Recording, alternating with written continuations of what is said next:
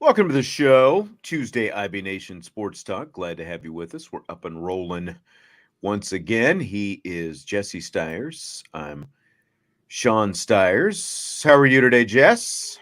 Doing very well, actually. How are you?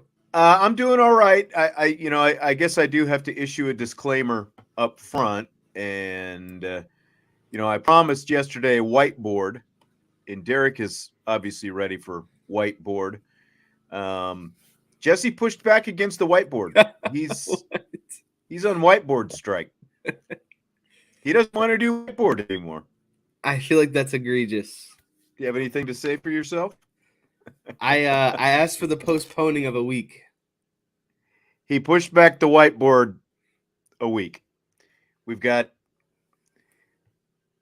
some other stuff that we're going to talk about today. Speaking of which, now that I've got you here, I've got this interesting business proposal that I'd like to talk to you about. Little pyramid, opening line for a pyramid. Have you ever had anyone like with these, multi-tiered, the old Amway was the big thing. Have you ever had anyone pitch you the Amway pitch by any chance, Jesse? I have, and it's always like an uncomfortable situation because if you know what's going on, it's like, how do you just politely say, I'm not gonna join your scheme here. I know. It happened to me more than 20 years ago. It has been. You were still young, like very young. It was when we lived in Colorado before we moved out here. And this guy that I worked with at the radio station, was like, hey, I've got, something that I'd want to, whatever. And all right, come on over. Cause it was just like me, you and your sister and your mom were like gone, for the weekend or something. I think maybe you went back to Kansas, and it took me an hour. And finally it dawned on me. And I just said to the guy, are you pitching me Amway right now? And everything shut down after that. But this will not be an Amway pitch. We're building player pyramids on today's show. But first, I have today. Full disclosure, today's like a whiteboard light. I still have some cool stuff to present today. So I hope you still have something you can throw up on the screen. Yeah, it's very presentable. Okay. So when we get to it, it looks very cool. Okay. All right. So we've got that coming. Did you see Notre Dame Navy is sold out? Yeah. Already. More than 39,000 expected to go from the U.S. to Ireland for this game. And maybe the bigger news, we've got a kickoff time. It's going to kick off at 2:30 Eastern time on August 26th from Dublin. So what time is that in Ireland? 7:30. 7:30. That's not too bad. 7:30 in Ireland, 2:30 Eastern time. So yeah, that's pretty good. Like 2:30. That's the standard Notre Dame kickoff anyway. For all of us back here. So I think it'll work out fine. I'm getting called out. Been an Amway. This is Bam 88. Been an Amway for over 20 years. Haven't had to work a job since I was 28. Best decision I ever made. Well, I'm glad it worked out for you. But see, the thing is it only works works for the 5%, and the 5% that's at the very tippy top. So the fact that you've been in for 20 years probably means that you were one of the few people to get in at the top. I have some friends and family, had some friends and family back in the day who tried it, and they were like all in, and everyone was pitching everyone. And this wasn't the person who pitched me on this particular, that I was just talking about, but and it's like, none of them ever made any money. They would go to all these, weekend conventions and stuff like that. Some of them made nominal money, I think, but nobody made enough to actually support themselves, the way that it was promised that they were going to support themselves. But I'm glad it worked out for you, Bam 88. just gives you more time to be here with us on the I show. had an old high school teacher pitch me on it, and it was really weird. And I'm a sucker, to be honest with you. And my girlfriend Naomi had to tell me, "Hey, you need to take a step back and kind of realize what's Because going on you were here." ready to go all in, right? Yeah. I was getting close, and she's like, "Don't you realize what's happening to you?" And she did it in the nicest way, but I was being an idiot. I know that. I think my sister's like high school basketball coach was in it, and he is the one that got my family in. And I don't know, but then it went, like aunts and uncles, and like they told them not to quit their jobs. And of course, my mom's brother, the dimmer bulb of the whole crew, quit his job and tried to go all in, and of course, it didn't make him any money, and it's just like. But again, I'm glad it worked out for Bam 88. He's the 5% who he or she, I guess, that made it work. Hey, smash the like button if you would, and of course, subscribe, rate, and review on your podcast platform. Building some pyramids on today's show. Not pyramid schemes, but we're building pyramids. We're going to do one offense, one defense. Best player goes at the top, and you work your way down to the base.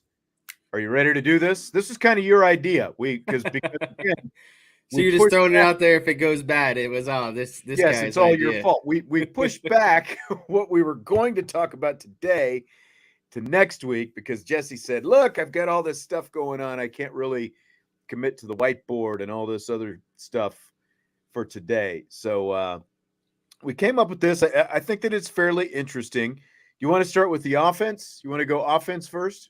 Yeah, and how do we want to do it? Do you want to go like so we're gonna go from top to bottom. So first review will be 1. Do you want to do it by level? Like I do my first level, you do your first level.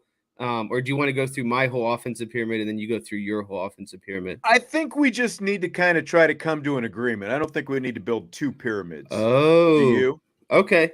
Yeah. So then let me throw up something on my screen. We'll talk our way through it, and if we have ties, then yeah. I mean, you can throw like what you came up with if you want. Or okay, go ahead. So throw that up there, or I guess I have to throw it up. You put it in the deal. Can you actually fill this in as we go? Yeah, I can. Okay. Okay. So do you want to leave it up there while we do this? Yeah. So I'm going to remove my first one. That was the man on the top. How do you feel about Sam Hartman on the top? I think that that's why I think we need to talk through this. Like Rob is saying, the top is Joe Alt. I feel like I think offense is a little harder than defense, like for the top person, especially on the pyramid. I think it's definitely either Hartman or Alt. Okay. Do you feel like how solid are you that it's Sam Hart? You're revealing right now. You're already blowing the whole thing. Like, no. I'm giving more context. Because I had Joe Alt in kind of my second tier, but those two could be, irreplaceable. You could move these kind of 2 guys around and flip-flop Sam Hartman there if you wanted to. I guess what Joe Alt is definitely going to be a draft pick, and I think that plays into first round right? Draft pick. Yeah. Sam Hartman is still kind of undecided, not undecided, maybe unproven, not definitely a first round guarantee. Mm-hmm. So if we're looking at most potential, and Joe Alt is still very young. Sam Hartman is obviously still in his 6th year. So yeah, I can agree with that. But okay, so then if Joe Alt goes to the top. No, listen. I'm not putting Joe Alt at the top. I'm just talking through this a little bit because I actually I've got my pyramid here, and I don't want to reveal it, but I've got Hartman at the top as well. I just want to make sure that we agree on that. I think Hartman should be at the top because of all the experience. He's the guy who's going to take this offense to another level. As good as Joe Alt is, he's still a left tackle. He's going to protect whoever's backside. He's going to run block well. He's going to do all those different things. But if this offense is going to reach the true heights that it is capable of reaching and that we think that it's able to reach, I think that Hartman needs to be at the top. Rob Osgood argues Alt will make Hartman better, not the other way around. So Hartman won't make Alt better. Yeah, I agree. with that. But I think Hartman ultimately makes the entire offense better than Joe Alt could make the entire offense better. Do you agree with that? I do. Sam Hartman has more of a impact on the totality of the Yes. offense. Yes. So we had the same guy at the top, but I just, again, I wanted to talk through it and make sure that maybe we weren't missing any angles. I completely agree. Like Joe Alt is good, and between the two of them, Joe's probably like as of right now, he's expected to go much higher than Sam Hartman would go in next year's NFL draft. So Hartman goes at the top of our tier, and this will be a total of 15 players. So there will be some depth chart type guys who end up on this as well. Now, I guess my question is, since you already have your pyramid built out, like, do you have cards for everybody? Just in case, like we get to the bottom of this pyramid and we have some disagreements on Oh yeah, who should be on the base and we need to swap some out, because I think yes. the bottom of the pyramid is going to be a lot tougher than the top of the Murkier. The pyramid. water is going to get murkier down there. That's right. That's right. So level 2, and I've already seen who's on your level 2, and I completely agree. Joe Alt, obviously, if he wasn't going to be at the top, has to be on level 2, and I would put Audric Estime right there with him. Yeah, and the reason that I think these are self-explanatory because we just had a healthy discussion between Sam Hartman and Joe Alt. So if those guys are your 1A, 1B, obviously someone's got to fall to the second tier. And then I like Audric Estime a lot because he's just the most proven, like production-wise, out of the whole offense compared to last year. He's still young, and I still think he's going to be actually better this year than compared to Me last too. season. So I really like him at that second tier. He's just your proven offensive output at this point. Right. Now, do you have a way? Don't unveil anything on the third tier yet. Do you have a way to do them one at a time, or do you have to Yeah, we can unveil do that. everybody?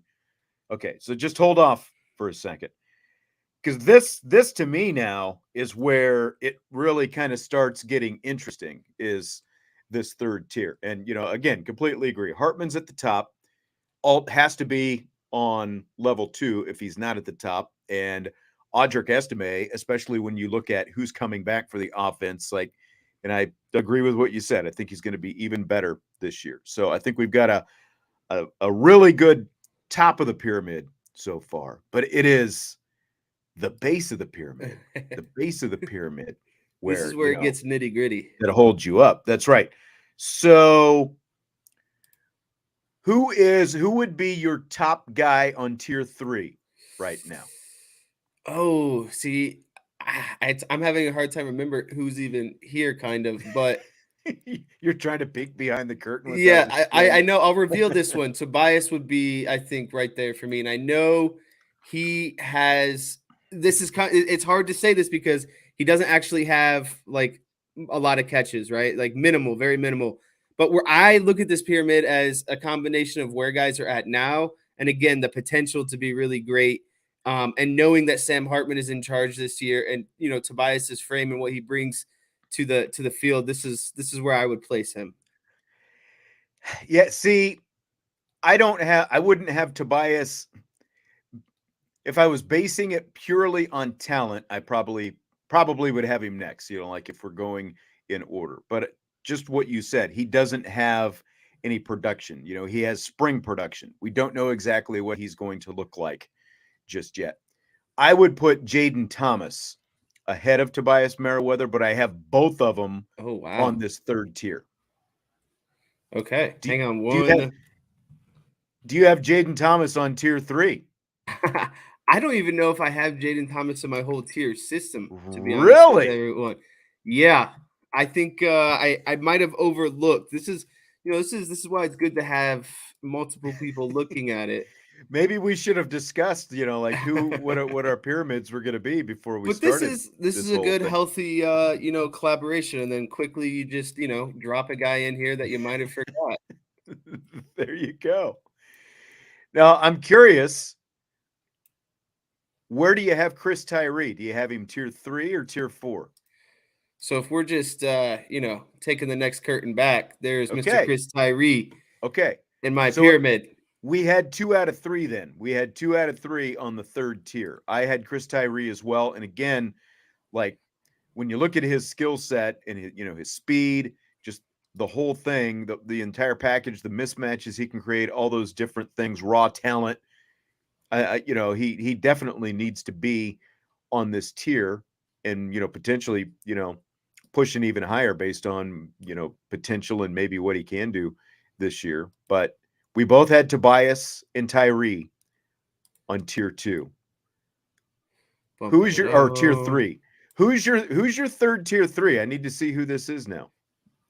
I was spreading the love around on my tier 3 between position groups. I like Blake Fisher, and I still think a lot of his potential is there, but I think he needs to tap into it a little bit more. I don't think that we've seen Blake Fisher's full capabilities, but I still think he has the frame and, again, the potential to take that next kind of leap, in my opinion. Interesting. I definitely have him on my next tier, but where is he? Yeah, I've got him on my next tier. Hold it. Where do I have him? There he is. Yes, he's on my next tier. So I guess the question is, do you believe in Jaden Thomas, or should it be Blake Fisher? I personally think, like, if I look at these 3 guys that you've got sitting there in the third tier right now, Meriwether, Tyree, and Thomas, I think Thomas is going to be the receptions leader. I think Meriwether is going to be the yardage and yards per catch, like the big play type guy. I think Tyree is going to be somewhere in between, like he's going to have his share of big plays. If he holds on to the ball better than what we saw in the spring, that was the biggest issue for him, was just getting him the ball, and getting the ball in his hands and securing it. I think that was the biggest thing for him, but everyone raves about, the talent that he has. So I can go either way. I think that Meriwether and Tyree definitely have to be on tier 3. Okay. Between Fisher and Thomas, who do you want to keep there? See, this is what's so hard, is because you start looking at different positions, but then you start kind of looking at, again, like the potential, what could translate to the next level. I just feel like you look at someone like Blake Fisher and you get kind of excited as an NFL executive, GM, or the frame that he could fill out to be an NFL type offensive lineman. And I think think it would just be harder for Jaden Thomas because there's more Jaden Thomases out there compared to someone with the frame of Blake that's Fisher. true. That's true. I can buy that. So do you like Meriwether and Tyree? Definitely. I mean, obviously you left Thomas out the first down. Derek says and he'd move Tyree down. I like Tyree there just because he has elite speed, and I still think that elite speed is, again, you can, like, guys make it to the next level, and guys, get playing time because of elite speed, and I think that is what is going to kind of keep him there ultimately for me. Okay. I can see that. I like Fisher as the foundation. I mean, he is definitely, people raving about this Notre Dame offensive line, not just Joe Alt, but this pair of tackles and the duo together. They are both likely to be drafted this year, Alt being the highest, but Fisher as well. So I can live with Fisher because I'm only bumping him up like a partial tier, basically, and then I'm moving Jaden Thomas down to tier 4. So now I'm curious to see who you had on tier 4. Who is your top tier 4 guy that you had? Top tier 4 was, I went with the young guy, actually. I like Billy Schrauth. I think that he's you look at, like, Notre Dame offensive line and tight ends, and it's like a factory almost. Who's the next guy that's going to be put through the conveyor belt? And with Billy Schrauth being so young and kind of, earning that guard spot and having an impressive spring, I really like him in this tier because I think he's going to eventually work up to that Blake Fisher or kind of Joe Alt, down the road. I like that. I've got him in there as well. Like, he's the guy who's kind of had the bullet next to his name, even when he, like number 1 with a bullet, like the bullet pointing, the upwards bullet. I like Billy Schrauth in there. I think he's going to plug in right there in that left guard spot and is going to be really good. And like Rob was talking earlier about how Alt helps out Hartman more. Shrouth is going to have a big effect on Estime and the running game and the whole thing. Chi-Town says if he's building the pyramid, he wants all the linemen at the bottom for the foundation. I mean, it's a fair point. Like if you were building a true pyramid, you would definitely want him there. Okay, so we've got him there, we've got him there. I'm curious what you did with the next two running backs, Jabron Payne and Jadarian Price. I think if I go this way, it'll answer. Nope, that's not who we want. Nope, that's not who we want either. We'll just I went this route. See who they are. I went this route. I went with Jadarian Price as in my tier of running backs. I think that, I think that he's ultimately, and it's hard to say because both these guys are young, but I feel more confident about Jadarian Price than I do Jabron Payne. I do too. Full health, it is definitely Jadarian Price. I think he's going to be a huge factor in the offense this season, after that injury that he unfortunately had last year that kept him out. And, again, if Jadarian Price doesn't get hurt last summer, what does exactly? And that's what you look at. Yeah, exactly. So we're in agreement there. We've got Price on that fourth tier, along with Billy Shrouth and Jaden Thomas. And so who is your fourth and final member? Because now we've had to bump. You've got a couple guys sitting here for one spot. So yeah, who are your next two guys? I agree with you on Jaden Thomas. So originally I had Deion Colzie, and I'm actually going to remove Deion Colzie because I think I was thinking of Jaden Thomas, but accidentally grabbed Deion Colzie. At least that'll be my excuse. And then it's a good enough one. And then I I went young running back. I'm going to go with one of these young wide receivers who had, again, a really productive spring. And I think that one of these younger wide receivers is going to get their opportunity on the field with, the combination of Tobias, Chris Tyree, Jaden Thomas. And then I'm going to go with Jaden Greathouse as that kind of, younger wide receiver to step up in kind of that last spot of the wide receiver room to grab a lot of playing time.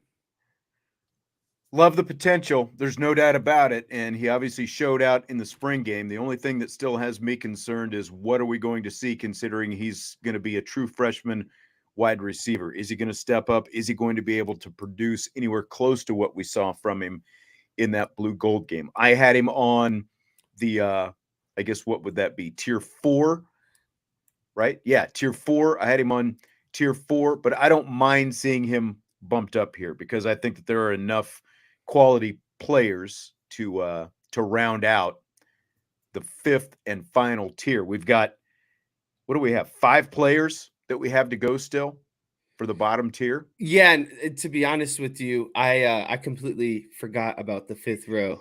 You're the one who said we've got to make a fifth row. It got so hard towards the fifth row because I was like, it basically kind of becomes all of the same down there. So just full transparency, that's where I stopped it in my pyramid. But I think like there's a good handful of guys down there, like Holden Stays is down there for me. Mitchell Evans is kind of down there for me. See, I had Eli Raridan. Again, like assuming health, I have Eli Raridan. We don't really know his full health right now, but I would put Zeke Correll, the center, in there as well. I'm trying to think of anybody else.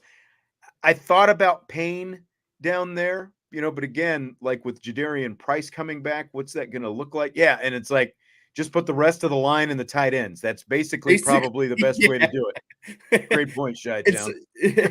That's kind of where I ended up. So I was like, for time's sake, this is where I'm going to cut it off at. All right. So that's our offensive pyramid. We've got Sam Hartman sitting at the top as player numero uno. 2 players on the next tier, Joe Alt, Audric Estime. 3 players on tier 3, Tobias Merriweather, Chris Tyree, Blake Fisher. And then on the foundational tier, we've got Jaden Greathouse, Jadarian Price, Billy Shrouth, Jaden Thomas. I think that is That's a heck good of an looking offensive pyramid. Me, yeah, Yeah. that's So right. who was your replacement for Great House again? Like who did you originally have? I had Payne a little bit above him. Okay.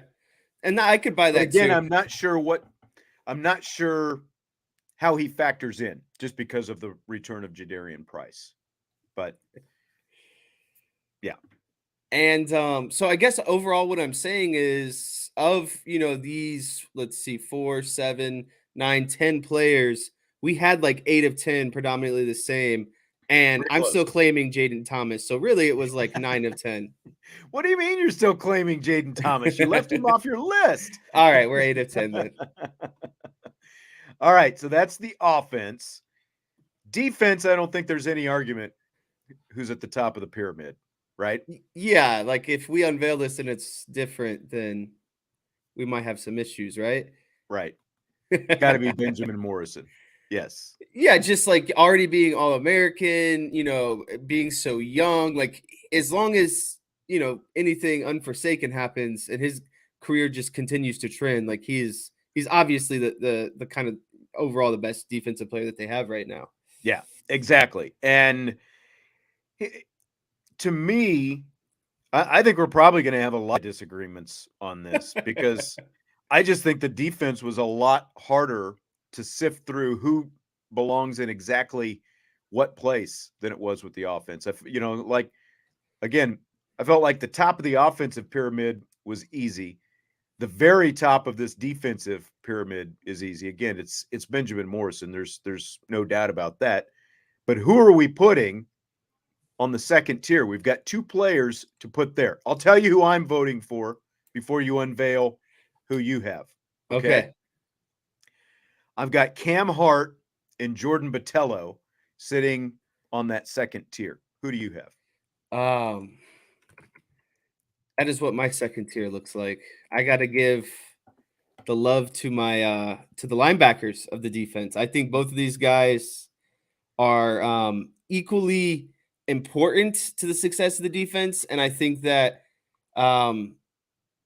overall that they've kind of compiled the track record, the production of being predominantly good defensive players, and I think that their best football is still ahead of them as well. I can live with Bertrand on the second tier. We're going to have to move Kaiser down. Okay.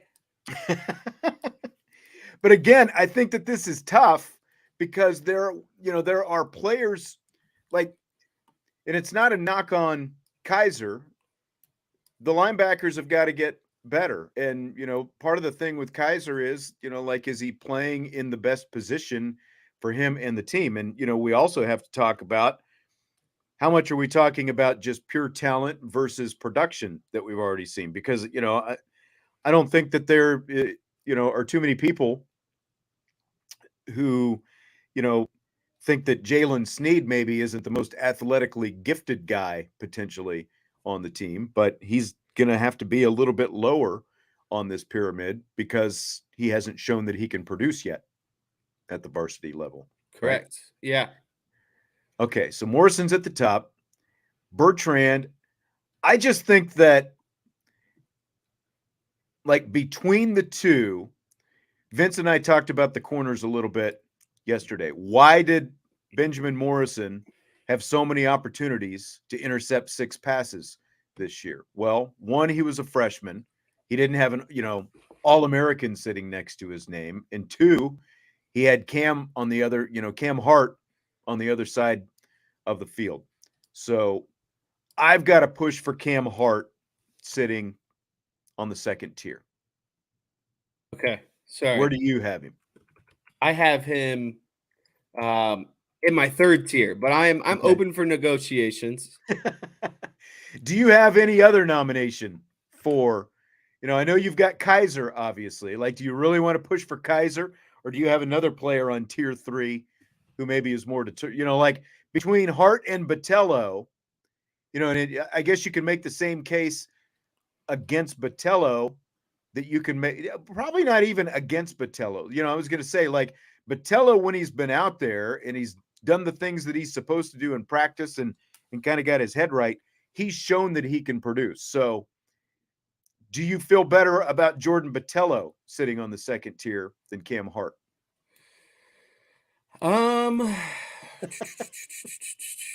We can't put both of those linebackers on the second tier. I'm just not buying that.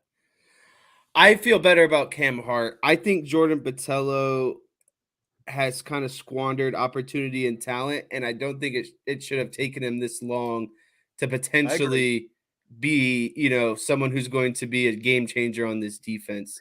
I respect Cam Hart's ability to come in and game out, the track record, the production, the consistency, and that's just not there compared to Botelho. And I think it's hard to have both linebackers on the same tier, so I can get that as well. So we'll go with an experienced linebacker and an experienced cornerback. Okay. I like what Salty said. What a beautiful partnership. Jesse makes suggestions, Sean accepts or overrules. Total harmony. I think we're debating, discussing. This is all. It's not necessarily accept or overrule. So we've got Morrison at the top. We've got Bertrand and Hart on tier 2. I like that. I think that's a good foundation so far. So now we've got Kaiser kind of floating out there, and I buy him as a tier 3 guy. Here are some guys who I think are in consideration for tier 3 before you start unveiling anything. For tier 3, high tier 4, I think, okay, Kaiser is in there. I think that Antonio Carter, the new guy, is in there. I think that Xavier Watts is in the discussion. I think Riley Mills is in the discussion. So you've got 4 guys for 2 more spots on tier 3. Who do you like? Who's your numero uno for tier 3? I don't know if we have anyone on this same tiers for tier. I told you defense was tougher. I like Javonte Jean-Baptiste as one of my tier 3 guys. Okay. Another person that I had in my tier 3 was Jaden Mickey. Okay. So I think that rivals kind of or almost parallels Xavier Watson. I like Jaden Mickey because of, again, how young he was or how young he is, what we've seen of him already, and I think what's kind of coming in the future. So I think while production might not be ultimately there with the limited production and the youngness is a big reason why I like him. You like his upside somewhat like Tobias, more ceiling like a Tobias Merriweather, right? Somebody like that. Exactly. Okay. And if we go back and look at offense, that's exactly kind of where I had Tobias in that same realm. So I had Jaden up there, and then my last one was my good old friend Howard Cross. I think he goes underneath the radar and is a very sound interior defensive lineman. And I will say I was I guess what's the word, sold on it, because I saw a list the other day of like the top 25 interior defensive linemen in college football from a non-biased source, and he was on the list. So I felt good about that. I felt like he is one of the better interior linemen on the roster. All right. I'll give you Howard Cross, but you got to bump Mickey down. Okay. And I think we need to put Botelho in that spot. Do you agree with that? I think he has more upside than Javonte Jean-Baptiste. Yes. That's the new one I'm going to trip up on all the time. All right. So now we've got 4 spots, tier 4, and I need to see who I've got so I can cross some of these guys off. So what do you think about the new guy, Antonio Carter? This is a guy who obviously comes out of the transfer portal, and you probably don't have a card for him. I'm sure that there's not a card made for him yet. Do you feel like with the experience that he brings that he needs to be considered for one of these spots here?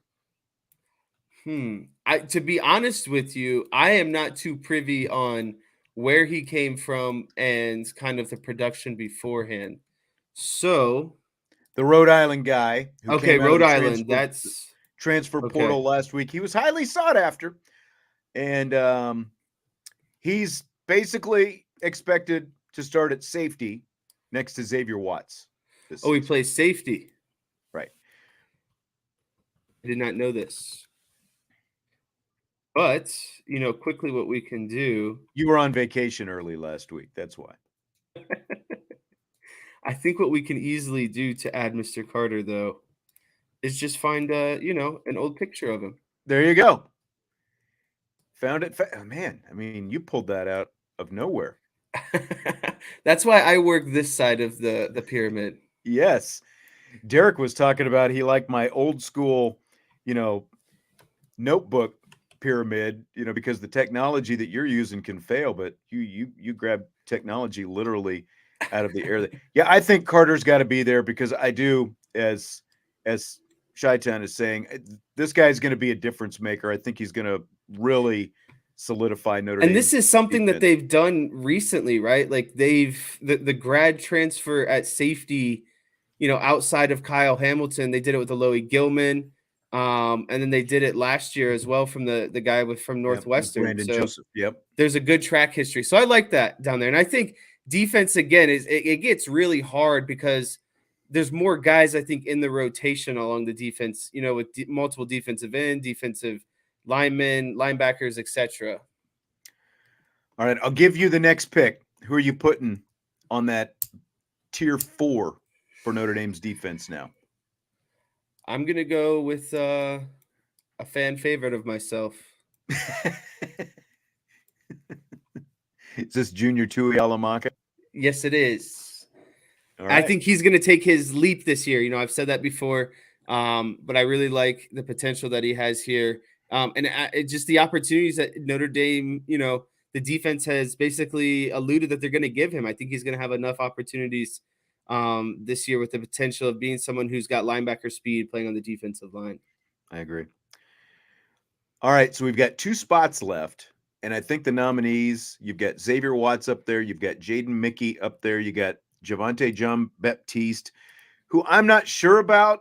I think he's going to be a starter. I think he's going to be solid. I don't know exactly what he's going to bring based on, what he did in his first 4 years at Ohio State.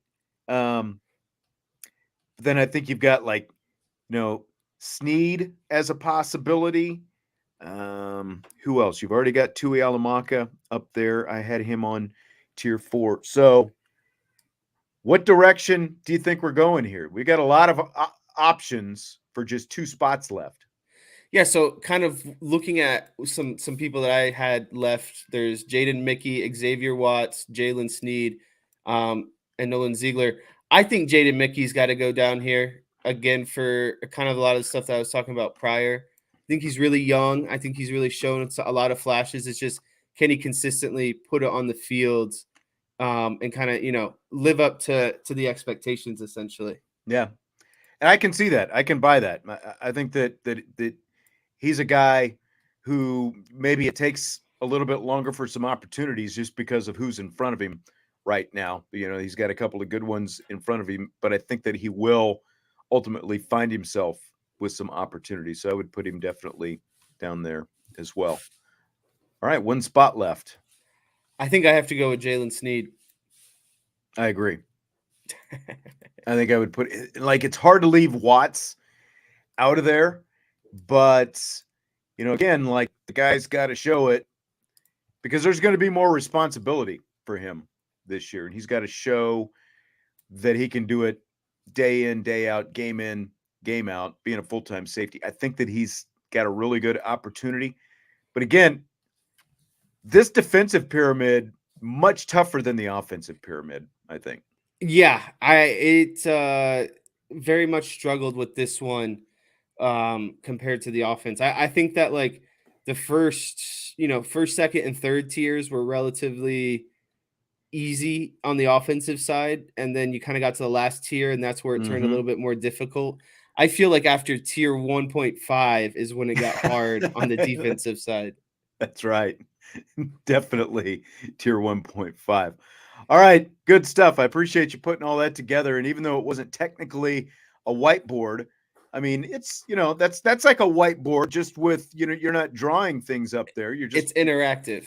Yeah, it's like you're throwing the magnets up on the whiteboard. Is what you're doing. I wanted to give the people a good visual, Yeah. Well done. Well done. All right, Jess, are you ready for rapid fire? After all that, I didn't for rapid fire. That's right. Here we go. So Tobias Merriweather has been named a breakout player for the season by Athlon magazine. So what does a minimal breakout season look like for Tobias Merriweather in your eyes? A minimal 40 catches, 500 yards, and 5 touchdowns. That's minimal for me. It's like 3.5 catches a game, right around, the half of. A lot of people were saying the 1,000-yard mark was too much. I think 750 is a realistic goal, but if you undersell it and go minimal, I think that's where he drops down to kind of 500, and then a touchdown every other game. You would hope with his, big size, he'd be the guy to get a lot of maybe goal line, jump ball, fade kind of routes. So that's where I kind of sat with everything. Yeah, it's interesting because Lorenzo Styles last year, 30 catches, 340 yards, just one touchdown. Was that a breakout season? Absolutely not. No. But for Tobias Merriweather, if he had those numbers, would you still consider that a breakout season? No. Or does he have to do, I mean, you kind of outlined, and I'm thinking the same thing as well. I'm thinking minimal 40 catches, 500 yards, and I think, what'd you say, 6 touchdowns? I would agree with that. Yeah, at 5+ touchdowns is kind of what I'm looking at. And if he has 500 yards with 40 receptions, that's 12 and a half per catch. I think it'll, if it's 600 yards with 40 receptions, it's 15 yards per catch. And I think his per catch, again, when we were talking about the offensive players earlier, I think his yards per reception is going to be up there. And maybe some of the other guys, are the bigger reception, type guys. But if he has 35 catches for 600 yards, that's 17.1 per reception. And that's, would that be acceptable if the receptions are even a little bit lower, but the yardage is more and he's taking the top off defenses?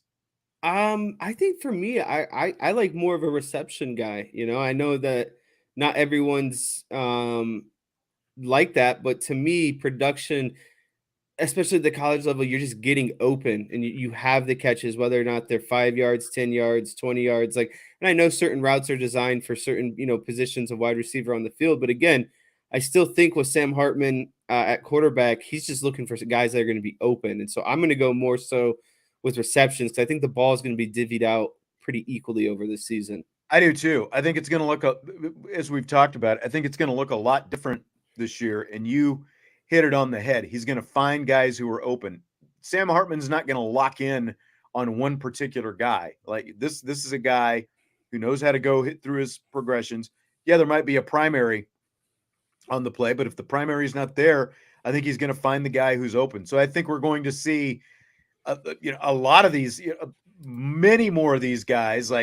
40 might be the starting point. We're going to see a bunch of them around that range. So I can easily see in the 45 catches, 600 plus yards for Tobias Merriweather, and that's kind of what I think would be a breakout for him. It definitely can't be in that 30 catch range. I think it's going to be a lot more than that. And I think he's going to have a lot of highlight type plays as well. So Micah Shrewsbury told John Rothstein of CBS Sports that he wants to do something to showcase Notre Dame basketball in the state of Indiana every year against either Purdue, IU, or Butler. He wants to do something, put something together in Indiana in lieu of the now defunct Crossroads Classic that, of course, used to take place every year in Indianapolis. So do you buy or sell this? What would this look like to you, putting something together? How necessary is this, I guess, first of all, in your eyes? I find it to be really necessary because I'm a big fan of rivalry type games. And I think that in basketball, when you have the ability for an expanded schedule, especially kind of early on in the season, with your non-conference games and Notre Dame playing the ACC, playing in the ACC, obviously it's tough to kind of schedule those teams in the, later portion of the season. But I think it would be really cool to do, a lot of these teams do like the Maui Invitational, etc. at the beginning. I'm not saying that's what you have to do, but maybe in between that and, like some sort of like holiday classic where you get all of the Indiana schools together and you play, maybe some sort of form of like a mini tournament. You play like a round robin and then have like a championship match, or you just do, two semis and then the winners play each other in some sort of championship, and it's deemed kind of like the Crossroads, Indiana champion or something like that. It just along those lines. I think it's a good idea where you could play, some of those teams early on, and they're both usually all, relatively solid teams. So it helps your out of conference schedule. And it's a good kind of stretch of games before you would have to start your conference schedule. Yeah, and I mean, they did the Crossroads Classic for 11 years. Notre Dame was 4-7 in the Classic, and of course, they played. They alternated between Indiana and Purdue every year. They never played Butler, and that's a thing. Like Mike Bray never wanted to play Butler, and part of that was because Butler was better than them for a while, and so I think that it kind of came down to that. I just don't know. Like, it seemed like the Crossroads really lost its buzz, because it was for Indiana, it was either going to be Butler or Notre Dame every year. For Purdue, same deal, Butler, Notre Dame. And I think part of the stinking in it is like Notre Dame never got to play Butler. I just don't know. Like, would you do it on home courts? Like, I don't know what else, where else there is to go, because these are the four most major basketball programs in the state. Obviously, you have Indiana State and IPFW, but it serves Notre Dame no benefit and these other schools no benefit to be playing them all the time. Like, it's almost like, you do like the Indiana Challenge or something where, like maybe you're playing, either you play all three of them every year because Indiana's already going to play Purdue. So all they've got to do is add Notre Dame and Butler. Either you play all three of them or you just rotate, through with like a home and home, that kind of rotates over the years. And then that's kind of what you'd have to do. You either have to play them all at once, or it's not like you can just pick and choose playing one of them or two of them in some sort of like classic. I think you play all of them, or you, like you said, you rotate like Butler home and home, and the next year IU home and home, and the next year Purdue home and home, etc. Between that kind of pool of four, you're just rotating between home and homes amongst the four of them. Yeah, preseason Chi-Town preseason All Indiana tournament at Hinkle Fieldhouse. I would not be opposed to that. Indiana and Purdue might not want to go to Hinkle, but at the very least, like if you're Notre Dame, I think that would be a cool opportunity. And Shrewsbury obviously coached down there as well. He's got some connections down there.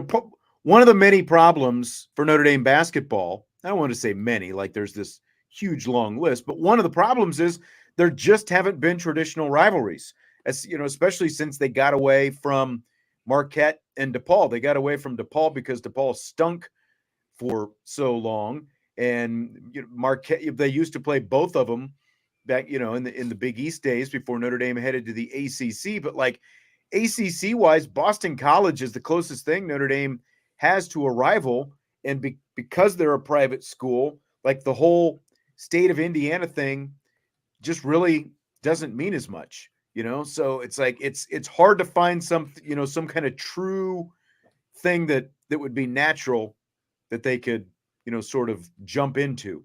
I guess it's tough because of the lack of natural rivals. All right, this is a long one. Despite its massive $7 billion TV contract that will televise its games in primetime on NBC this fall, the Big Ten's got a little turmoil going on. According to a story from ESPN.com, there's been pushback from a number of Big Ten schools, including Michigan, Ohio State, and Penn State, to play those late November night games because the conference has traditionally not played night games after the first weekend of November because of what they say is health, recovery, and campus logistics reasons. So some of these schools don't want to play these night games in November. Coaches and administrators are saying former Big Ten Commissioner Kevin Warren never told them they'd be playing November night games before he signed this TV contract. Are these gripes legitimate, Jesse? To me, these gripes are ultimately not legitimate because every team in the college landscape plays a night game at some point, and just because it's a past a certain time of the year, I don't buy that as necessarily being an excuse. I just think that they're kind of being dramatic ultimately at the end of the day. And I get it, you don't want to get in super late after a game, but again, it's everyone has to do it. There's always late games. And when I think that it if they want the maximum amount of money, and that's what that contract was for the television, those games got to be in the prime time. No one wants. I gripe about having to watch Big Ten. The big noon games suck, and I know that the Big Ten liked it for a long time because they're getting out ahead of early, and they're the biggest game on at the earliest part of the day. But when you're redoing TV contracts, it's all about prime time television, and that's when those games have to be. So if they want the money, you can't complain about when you have to play the games ultimately. That's exactly it. Everyone's, patting themselves on the back, and everyone wants to join the Big Ten because of this big TV contract. Well, part of getting the big TV contract is there are some concessions that you have to make. If you're going to have a TV partner with your conference, there's some concessions that you've got to make. And this is one of them. Like, Notre Dame plays night games almost every week in November. There are a couple afternoon games that they get, but I mean, think about it. Thanksgiving weekend on the road, playing a night game. They'll play a night game against Clemson for the second time, second year in a row this November. There are multiple night games that they have to play, home or away, and like campus logistics and all this stuff. It's November in the Midwest. It ain't like it's 20 below zero and you're in Alaska or something. Like where the presidents of all these universities had to sign off on this TV contract, and they're all trying to pass the buck now to Kevin Warren like he left them with some bad deal. Now, there were, some other little issues, I guess, that have come up that have kind of forced them to give some of the money back because, little things. But in terms of playing night games, again, it's like this is the world that we live in. If you are a marquee team, you've got to play some primetime games. That's what everyone has to deal with today. We talk about it every week. Once the season gets started, you've got to play some night games, and the biggest money comes from playing those primetime games. You got this big deal that everyone's in love with from NBC. Well, guess what? The whole contract with NBC is primetime games. So you can't say that you didn't know you were going to have to play primetime games in November. November is part of the season. You're taking the paychecks. You got to play the games when they say you're going to play the games. It's just as simple as that. I can't believe that there's this kind of whining going on after all this, because again, they're trumpeting the great Big Ten TV contract. You got to suck it up. That's what it comes down to. Oh, yeah. So yesterday we predicted the Michigan record for the season. Today we're going to do Tennessee. The Vols have a Vegas over-under win total of 9.5 this year. So here's what their schedule looks like. They start off with home games against Virginia, followed by Austin Peay. Then they're at Florida. Then they play UT San Antonio, followed by South Carolina, Texas A&M. They're at Alabama, then at Kentucky. Then they host UConn. They go to Missouri. They host Georgia. They finish off at home against Vanderbilt. The over-under is 9.5. What's the win total for Tennessee going to be this season, Jess? I think maximum 9-3, and at worst 8-4. I think those are the two probable landing spots for them. I actually don't see them going over 10 wins, to be honest with you. Yeah, and ESPN, by the way, I saw today, ranked Tennessee's schedule as the 11th toughest in the nation. With teams like Austin Peay, UT San Antonio, UConn, and UConn on the schedule.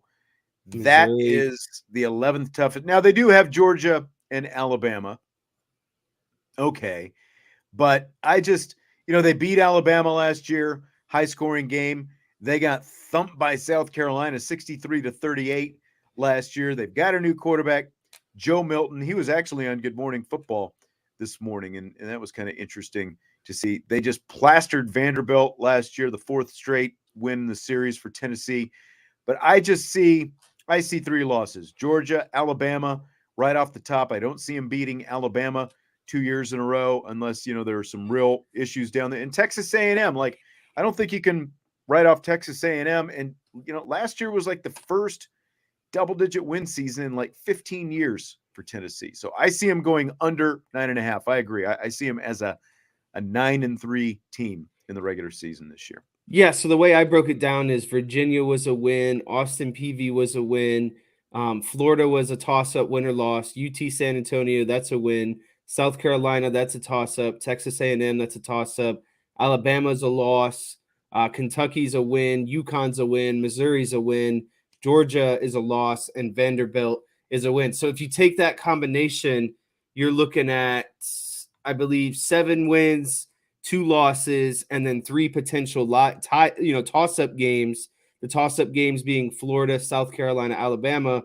Yeah. I just don't see them winning all those games. And so that's where I immediately say they're going to lose at least one of those 3 and be at that 3rd loss and be at, 9-3, 8-4. I think that they could win one of those 3 games. I think they could win 2 of those 3 games, but I don't think they win 3 of those 3 games. I agree. And so that's where I just think the 9-3 and 8-4 kind of sits at. Yep. I mean, they'll benefit from the fact that they're breaking in a quarterback at the start of the season by playing Virginia and Austin Peay. 3 of their first 4. Like even the Florida game was a close one last year. I think they only won that by like 5 points. So well, everyone's so high on the. Oh no, that's Florida State quarterback. Sorry, I got my quarterbacks confused for a second. Yeah, in Florida. Yep. But we're in agreement. I think 9 wins is the max for Tennessee. So NFL owners have voted to allow flex scheduling for Thursday night NFL games this season. The new resolution will allow the league to flip a Sunday afternoon game to a Thursday night game and move the originally scheduled game to Sunday afternoon during weeks 13 through 17 of the season. Games that are flexed must be done so on 28 days notice. So 4 weeks notice to flex it. Do you buy or sell this? I sell this, and I sell it as in a fan perspective. There's people who plan out specific trips and games and days that they can do. They build around vacation really out in advance. They get hotels out in advance. They get airplanes out in advance. That's the whole reason why you set a schedule. So you follow a schedule. So, call me an old timer or whatever, but I just feel like it really screws over some people who are like legitimately coming. This is like the only game that they could potentially make all season. They're really big fans, whatever it might be. And now if you flex it, I get it. 28 days is still a lot, but like, what if that doesn't work? What if they can't move around vacation, hotels? Like there's just so many variables that you have to move. And it's not fair to someone who, again, that might be the only game that they're looking forward to going to in that season. Yeah.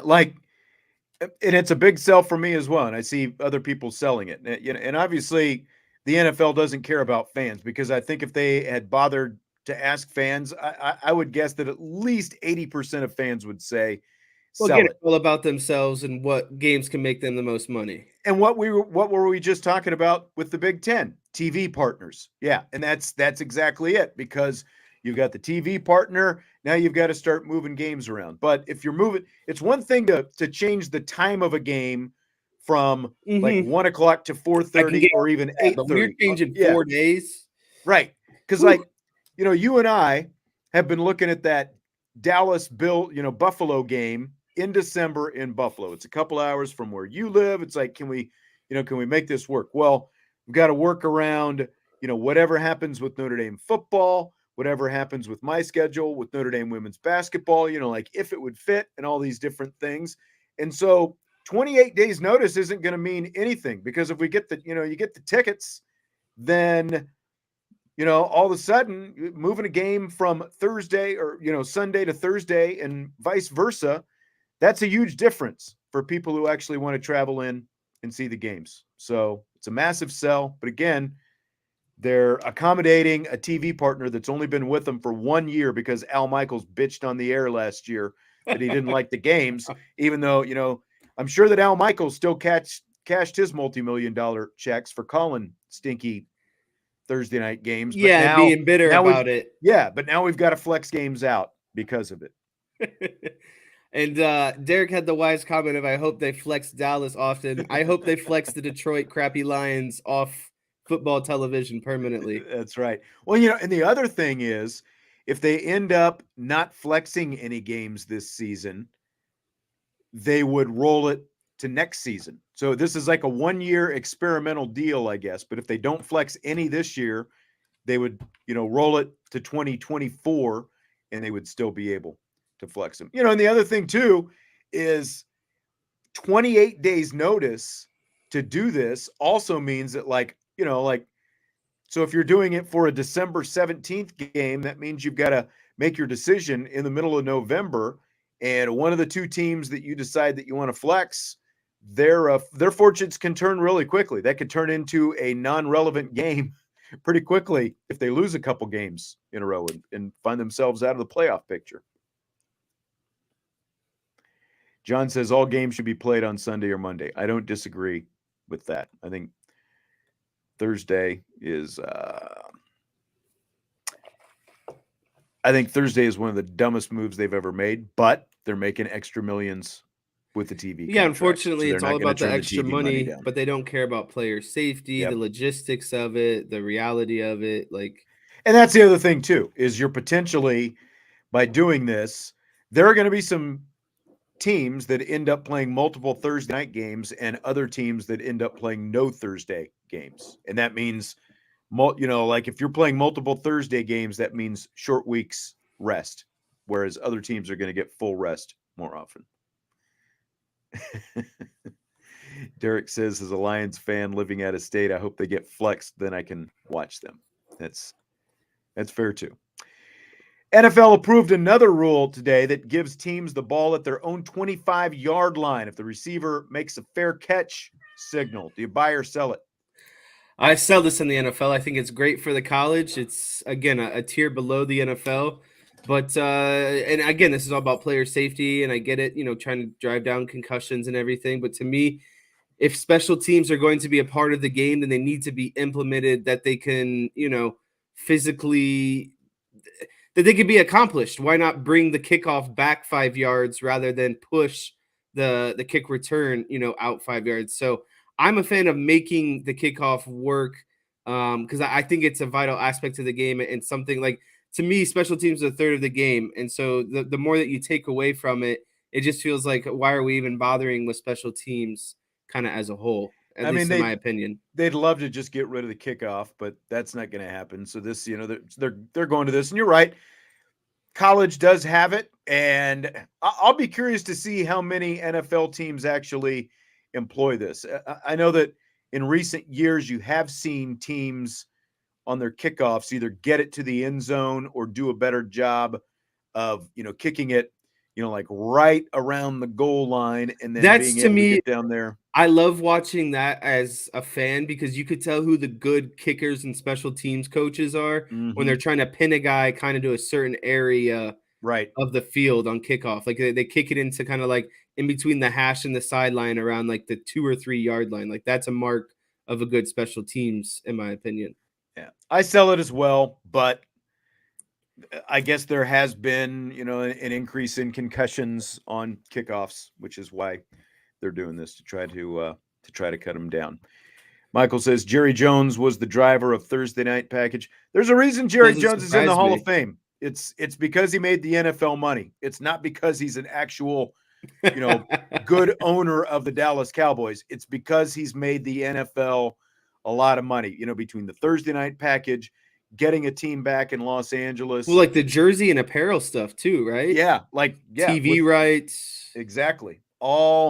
That's why Jerry Jones is in the Hall of Fame. He's in the Hall of Fame of making money for NFL owners. It's not because of things that he actually did, as on a football level, football mind. Yeah.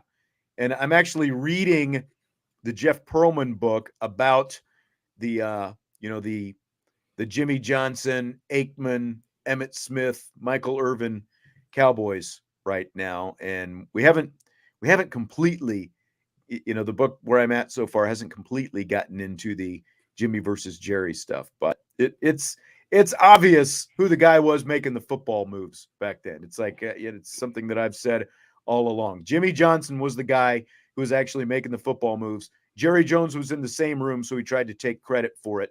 And, Jerry obviously has a long history of just confounding actual football moves. And look at who's won a championship since those players have matriculated off to the Hall of Fame that Jimmy Johnson drafted.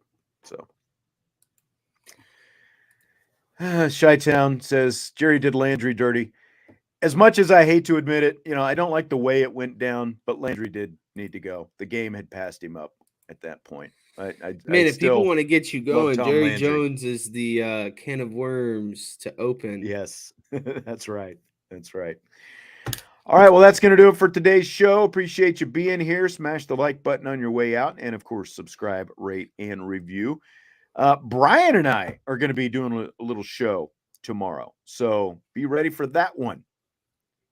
Driscoll and I together. Rumor has it, commitment coming up tomorrow. And I think we're going to be talking about that. So we will talk to you then.